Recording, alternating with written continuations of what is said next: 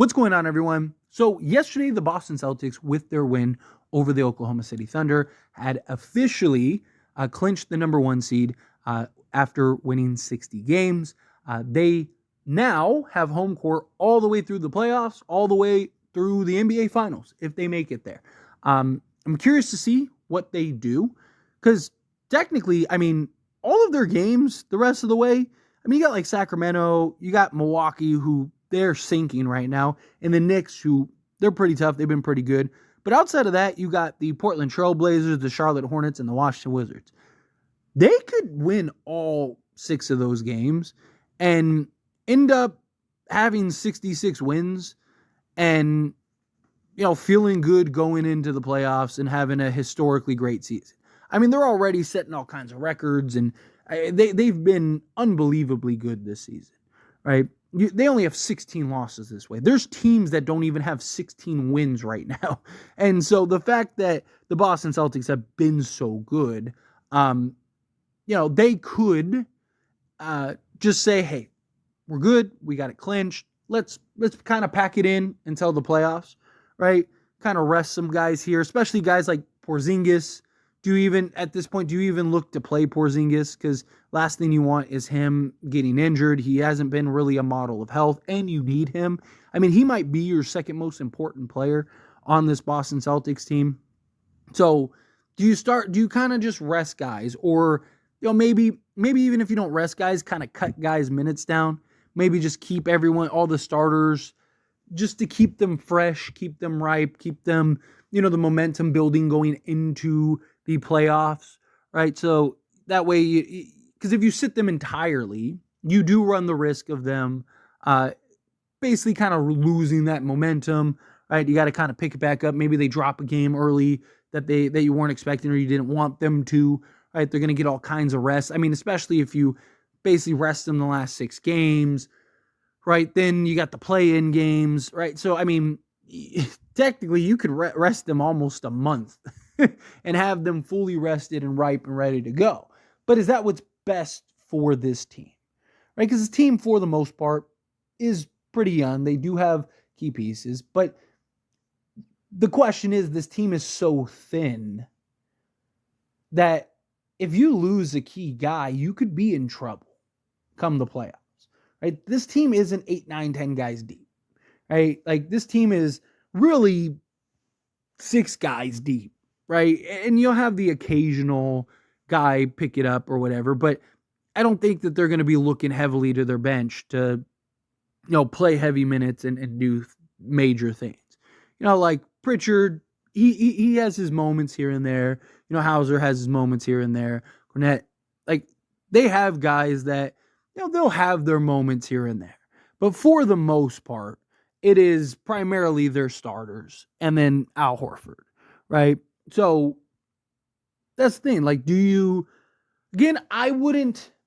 don't think I would rest them entirely, but I think I would cut back their minutes. Like, I wouldn't play them as if we're trying to race to get the 1 seed, right?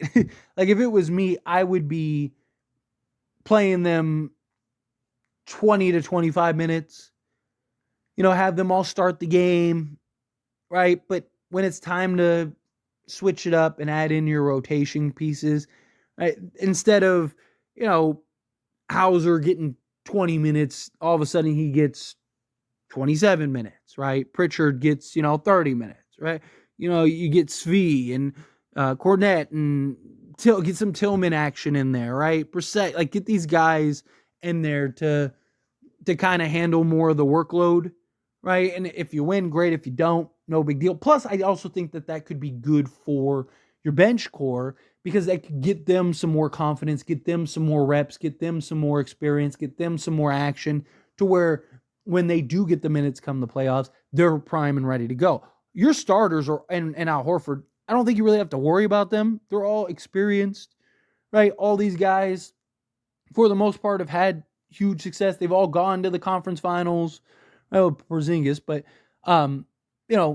the core of these guys. Drew Holiday's won an NBA championship, right? So to me, I think you need to do everything in your power to keep your core six guys as healthy as possible. Primarily Porzingis, again, right? Because I really do think Porzingis is the second most important player on this team, right? I think obviously Jason Tatum and Porzingis, I think those are the guys Porzingis just does so much for this team. It's ridiculous.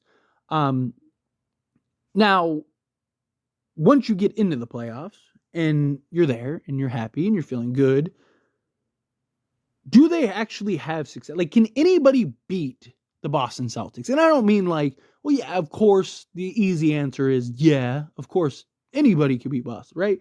But I mean, realistically, because like you look in the West, you can make a genuine argument for like 10 teams in the West to win the NBA championship. Like basically 1 through 10. Now, obviously there's some teams you can make an argument for more than others, but like literally the top 10 teams in the Western Conference you can make an argument for. I don't really feel that way about the East. I think you have the Celtics, the Bucks, and the Knicks, really. I think that those are like the three teams right now that have shown, although Milwaukee, I don't really like, if I'm being honest. I'm not really sold on Milwaukee. I don't think they're very good, but they do have Giannis. They do have Damian Lillard. Now you do have like the dark horse guys, right? Miami. You can never count out Miami. Every year they're that team that just seems to be in the conference finals or the NBA finals. 76ers with Joel Embiid back, right? The Sixers wouldn't be the 8th seed right now if it wasn't for Joel Embiid going down. Otherwise, they'd probably be a top 3 seed.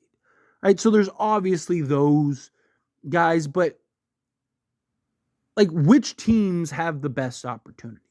I actually think the Knicks match up pretty well against them if everyone's healthy. Right? Because they would, to me, with the Knicks, it just comes down to what Julius Randle do you get? If you get like, all-star level Julius Randle, the Knicks are going to be a problem. Right? I think personally the Knicks are the second best team in the Eastern Conference behind the Boston Celtics. And some people may laugh at that, might not think that's true. If it wasn't for injuries, they'd probably be the 2 seed right now. They were torching the league before all the injuries. And then they had those injuries, and then they just went on that crazy losing streak, and now they've kind of just been hot and cold. Right? Like the Bucks, again, the Bucks aren't very good. They have a lot of issues. I don't trust Doc Rivers. However, they do have Giannis and they do have Dame. So there is that concern. Miami's the team that I would worry about with the Celtics, right? I mean, it's not out of the realm of possibility that the first round is Boston versus Miami and the Bucks versus the Sixers. If Boston plays Miami, no one would be shocked if Miami beats Boston. And look, I understand people, this is a different team. This isn't the same team. This isn't there. But 3 of their top important guys, or 4 of their most important 6 guys, are on this team. And they've been dealing with the demon that is the Miami Heat. And Miami just seems to be in those guys' head and just continuously spanks them. Jason Tatum completely seems to disappear at times against Miami. Right? Like, I don't think anyone would be shocked if Miami ends up beating Boston in the first round. And if that happens, I don't know what you do at that point. Seriously, what do you do at that point? I think if you're Boston, you got to start trading guys. Right? You got to look to move Brown. You got to figure stuff out, because like this team, if you don't win a championship with this team, I think you really need to shake stuff up. Like, this team has been about as good as you could ask. They have looked like they have played together for years, primarily because Drew Holiday is a guy that's probably the most plug-and-play guy in the entire NBA. And the other 4 guys have all played together. And then Porzingis, you just need him to play the role that he's best at, and he's played his whole career, right? You're good in those regards. But Boston, and for me personally, Boston's just one of those teams. I just cannot believe in you until you prove to me otherwise. Like, every year Boston is in the conference finals or the NBA finals, and every year they find a way to lose. Right? Like, the easy answer is Boston runs through everybody and they win the NBA championship. But realistically, I don't know if that's the case. And even if they come out the East, I still, like, they should, without a doubt, they should come out the East. Like, I don't think anybody realistically should be able to beat them in the Eastern Conference. However, out West, I think you can make an argument for a couple teams, right? First off, the Denver Nuggets. I still think Denver is the tried, true, proven that if they matched up Denver, I would probably take Denver. Denver's also beaten Boston twice, both times, right? And Boston really kind of sold themselves. But outside of Boston, like, you may think it's silly, but the Lakers match up well. And it's not even because the Lakers beat them without LeBron and AD. I know people laugh at that. To me, and I've said this repeatedly, I don't think it was so much the Lakers beat Boston as it is Boston beat themselves. No Anthony Davis, Boston should have had a layup line to the basket. And instead of having a layup line to the basket, they shot 40, I think it was like 42 threes or something like that. Like, they don't have Anthony Davis. Put the ball on the deck and just drive to the basket every possession, and you'd win by 50, right? That's my concern with Boston. Boston loves to just shoot themselves out of games at times and plays and just loves to get away from what works. Like, you'll watch Boston and it's like, oh, Boston's going to beat this team by 40. And then you look up and it's like, well, how is Boston losing this game right now? And then you look back and you're like, oh, because Boston's just like doing everything they can to sell this game. And Joe Mazzulla, he might, like, outside of maybe Darvin Ham on the Lakers, I don't think he's a better coach than anybody he's going to face. I don't really like Joe Mazzulla. Like, there's a lot of questions still with Boston, right? But I think teams like, again, in the Western Conference, I think Denver, I think the Lakers match up well with them. I think Phoenix has the firepower. I don't know if they have the defense, but I think that they have the firepower to do so. Same thing with the Clippers. I think that they have the firepower.